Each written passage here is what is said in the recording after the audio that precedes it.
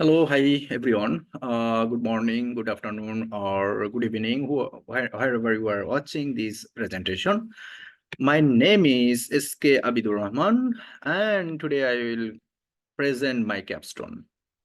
So be seated with a coffee or enjoy my presentation. So I'm a master's student here at Chungnam National University, South Korea. I born and raised in beside the world largest mangrove forest called Sundarban. And from my childhood, I'm seeing the climate change effect as well as the benefit of the ecosystem or natural resources that protect or conserve all of our surroundings. And later, I pursued it with the study in agriculture, came here in South Korea, which is a very good country for learning how they restore within 30 years from the like 23% to 63%, 23% forest coverage to 63%. And in the meantime, I also fortunate to for conducting the CLTI program of Yale School of Environment. For this program, I prepare a capstone project which is entitled Sustainable Agroforestry for Climate Resilience in the Asia Pacific.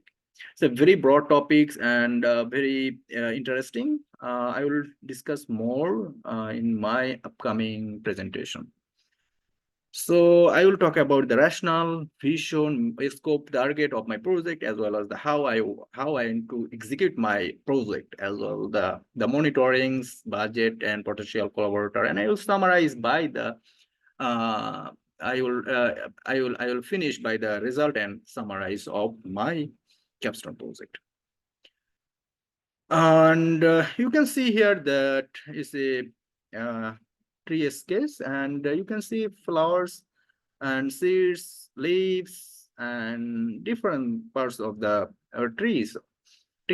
So this is actually Pongamaya pinnata. That's I will basically talking a lot during my presentation. So first and foremost, we have to have a knowledge about the bioenergy crop. What is bioenergy crop? Nowadays we are facing lots of challenges. You can see the climate change challenge, then also man-made conflict, as well as the natural resource shortcomings, and all the things combined, economical, energy, and all the things combined, very all the things make a very complex ecosystem nowadays. I would say, and it's make our life here on the earth is very vulnerable, or we are right now on a vulnerable condition, definitely. So bioenergy crop is the crop that produce energy. Nowadays the present world are totally run by one of the most core thing is the energy. Without energy we cannot do anything. We cannot run this presentation as well. We cannot, as it's a our computer or laptop, everything I don't want to mention, so on and so on. And as well as it's also provides the bioenergy crop. That's the crop that produce energy, and it's also provide lots of benefits. So amongst the bioenergy crops, there are several bioenergy crops. Amongst them, Pongamia pinnata, which is very promising and very uh, proven bioenergy crop. That's they're widely using in the South Asia and the Asian countries especially, and other part of the world they are focusing right now. Although it's a very we are in the infant condition. Uh, Actually, last decade, last century, sorry, we had a industrial revolution, and we separate our industrial revolution from the nature. Two different things: industrial revolution and nature, and all the natural other things. But this time we are going through a four-year fourth industrial revolution. So in this time, if we cannot merge these two things, then definitely we cannot we are expecting that the scientists or researchers are expecting that this world will not sustain long, maybe 100 years or more than that, so on, so on. So the Pongamia pinnata has lots of benefit. There's first and foremost is produce oil, diesel, and also biofuel for jet and all the things that I will discuss more in my succeeding slide, as well as it provide some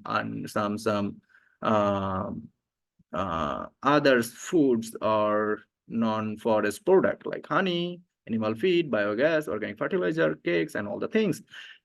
Also, as well as the carbon sequestration, the most important thing, our climate change and all the things, and so and it give a socio-economic benefit as well as sustainable development goal in combined with the circular bioenergy, and that's mitigate our climate change. So that's why I choose the Pongamia pinnata compared to the other species. You can see the seed here, and see this is produce seed, flower, and the trees produce the bioenergy. So why I choose this Pongamia pinnata? Because I grew up here in Sundarban here, and this region you can see it is the native one. So that's why another reason that I choose this Pongamia pinnata. Besides that, there are, as I mentioned, there are several other species like Calophyllum, Inophyllum, as well as Rutalis, Trisperama, and biomass species like Calendra, Calothyrasus, and Gliricidias sepium. So these species as well has a lot of potentiality for bioenergy, biofuel, biodiesel, and all the things. Hence, I choose this species for restoring the degraded land in this region, especially more focusing Nepal, India, Bangladesh, Philippines, and South Korea, and this region. During the last century, we destroy our natural resources, especially the forest coverage, and by doing so, right now we are focusing on the restoring the degraded land. And internationally, we took the initiative, several initiatives like UN Decade of Ecosystem Restoration, Bond Challenge, and few others. That's I don't want to mention, so on, so on. So by this initiative, we want to restore the degraded land that that we destroy. So Pongamia pinnata is a promising species that will provide the economical benefit, restore the our degraded land, as well the climate challenge and all the things. It might be a very good solution amongst the like different solution of climates and all the pressing need we have right now in the world. So more about the Pongamia pinnata is a provide the biodiversity, flowers, nitrogen fixation, and provision of the medical, food, fodder, biodiesel, bioaviation, and also biofertilizer, and for regulation like honey, as well as the insecticide and cultural livelihood, and also food, Ayurvedic, aesthetic, and all the things. And all the things is we can grow it in the drought land or the salty land, salty area, especially more focusing on the coastal area. As I mentioned, earlier that I am from the coastal region of Bangladesh, born and raised in the beside the largest mangrove forest called Sundarban. So this project or this Pongamia pinnata would be a good, a very promising project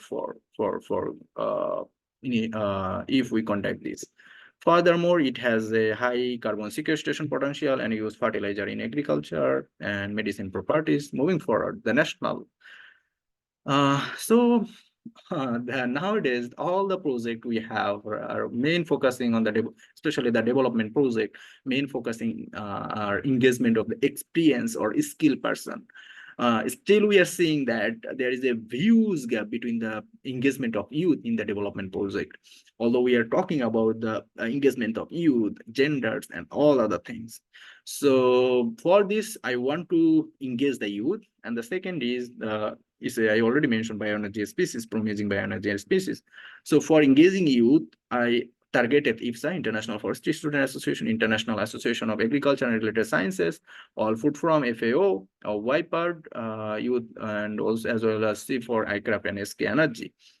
And my target will be the engagement, the local community or indigenous peoples, and provide them bioenergy or biofuel or livelihood, as well as the youth can get experience or capacity from this project. So this project will be executed in the South Korea, as well as Nepal, Bangladesh, India, and Indonesia and Philippines. Hence, it's a very huge project in the regional level. But initially, we will conduct this project starting from the Bangladesh and Nepal as well. Then we will think about to replicate in the other part of the Asia Pacific.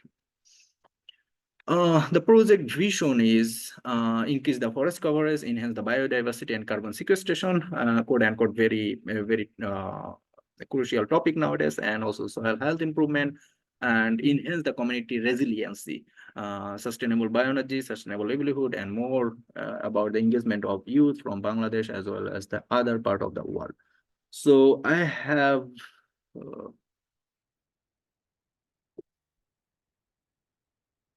I will ask another 5 minutes for presenting my presentation. I almost finished 10 minutes. Okay. I hope that the committee will consider this another 5 minutes. I will try to finish as soon as possible. The project scope has a youth engagement, multi-stakeholder engagement, livelihood, as well as the ecosystem benefit. And we are targeting for the youth empowerment, livelihood, and ecosystem that I mentioned earlier. And you can see here a few photos of the previous and after the restoration of Bungamia Pinata. And for the method, it's a long-term project. We'll do this in a 3 years base or 4 years. It depends on all the different factors. The first stage will be the seed collection and capacity building of the youth, and engagement of the all the stakeholder finalize and then budget, and then seed planting and seedling grow and seedling collection, and then we will have to ready planting in the field and waiting for the plant growth. So it's a very fast growing species, and it will take 1 year or 2 years for growing, and after that after 2.5 years or 2 years later they start to providing the fruits and seeds. So after that we can then during this time, this first stage, we will monitor for growth, and then the later second stage will be the extracting the well. So there are two methods. Well extraction is the mechanical pressing, another is the solvent method. So we will use the most convenient one later based on our financial and technical and all the supports while we are conducting the project. But initially we are thinking to present the both methods so that the concept can be clear. And then the monitoring, yes, we are taking a lot on our plate, but main focusing on the policy analysis and biodiesel production and livelihood. But we will do this by the special analysis across the different countries, and also doing field research, at least one, and policy papers, and a focus group or survey questionnaire, both qualitative and quantitative analysis, and hope that at the end of this project, as it's a long-term project, 4-year project, we will able to publish at least at least two papers in the scientific journal. For the budget, we have very minimum budget right now, 12,000 USD. Hence, it needs lots of budget and lots of expenses, especially the capacity building, seedling, traveling, accommodation, food, labor, and bioenergy production, all the things. But the thing is why our project budget is very low. We are hoping that we will get funding from the C4 iCraft and SK Energy and few other international our partners. So that's why our budget is very minimum or very low.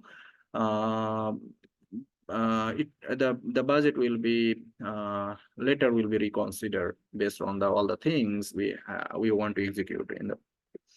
And for these potential partners, we have I mentioned that C4 aircraft, SK Energy, and the youth from the IFSA, yes, and also GIBN and other NGOs like Friends and others. We are expecting that it create a sustainable agro ecosystem where the biodiversity will be conserved as well as will provide the sustainable livelihood to the local community and enhance the youth capacity for being an entrepreneur, as well as it will mitigate simultaneous all the pressing need that we have to solve right now, like global climate change and few others, the issue like energy. Right now it's time to wrap up. So the same things, bioenergy crops has a lot of potentiality, and we want to involve the youth for leveraging this potentiality. Although it's a very initial stage, the using of bioenergy crops or biofuel production. All the big companies and the restoration or researcher academicians and all the development workers there, all the project, all the things are in the initial stage. So we want to leverage, and here the gap is the youth engagement. All right, I have almost finished. Thank you very much. I took 15 minutes. Sorry for extra 5 minutes. And if you have any question, don't forget to leave a email or a question in the through the ERTI, as well as I will leave my contact in the presentation material later. Thank you very much. Have a good day. Bye.